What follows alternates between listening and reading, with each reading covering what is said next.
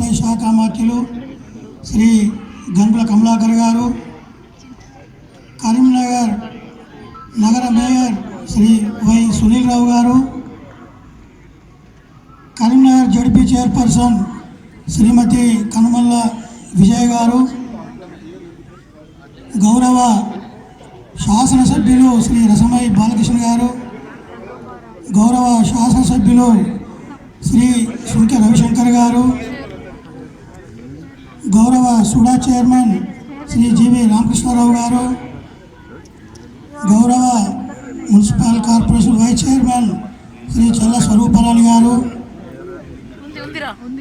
గౌరవ municipal commissioner కుమారి వల్లూరి క్రాంతి గారు, మన గౌరవ అడిషనల్ కలెక్టర్లు శ్రీ శ్యామ్ ప్రసాద్ లాల్ గారు, శ్రీ ఏనుగు నరసింహారెడ్డి గారు, అదేవిధంగా ఇంకా వేదిక పైన కూర్చున్నటువంటి మన ఉద్యోగస్తుల జిల్లా అధ్యక్షులు మారం జగదీశ్వర్ గౌడ్ గారు,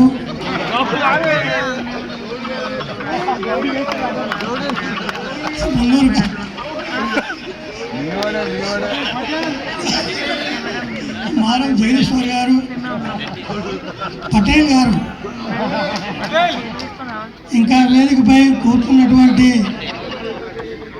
గౌరవ అతిథులందరికీ, ఈ కార్యక్రమంలో పాల్గొంటున్నటువంటి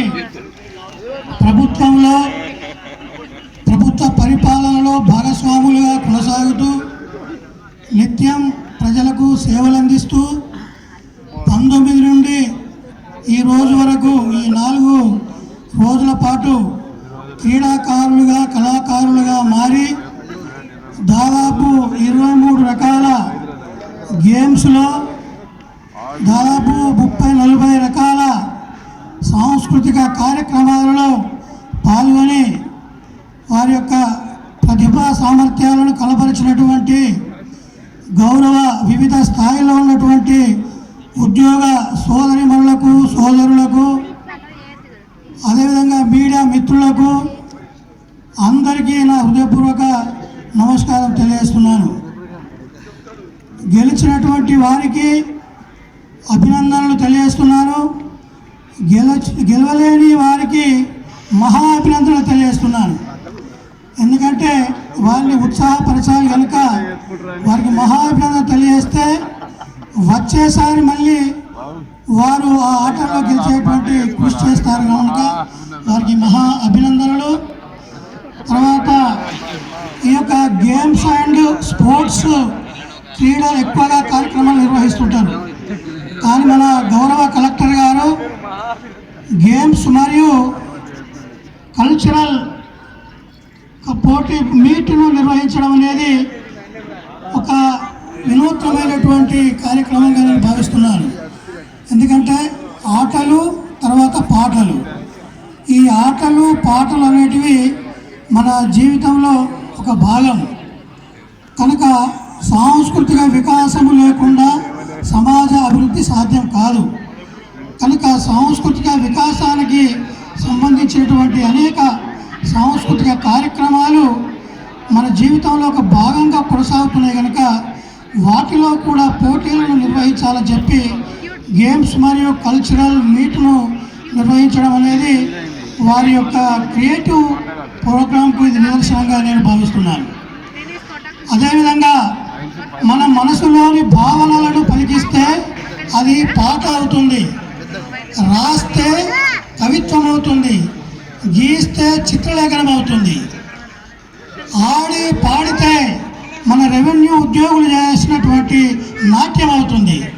కనుక మన రెవెన్యూ ఉద్యోగులు మొట్టమొదట చేసినటువంటి నాట్యము చాలా గొప్పగా అనేక అనుభూతులను కలిగించే విధంగా ఉంది. కనుక ఆ నాట్యంలో పాల్గొన్న ప్రతి ఒక్క కళాకారునికి నా హృదయపూర్వక అభినందనలు తెలియజేస్తున్నాను.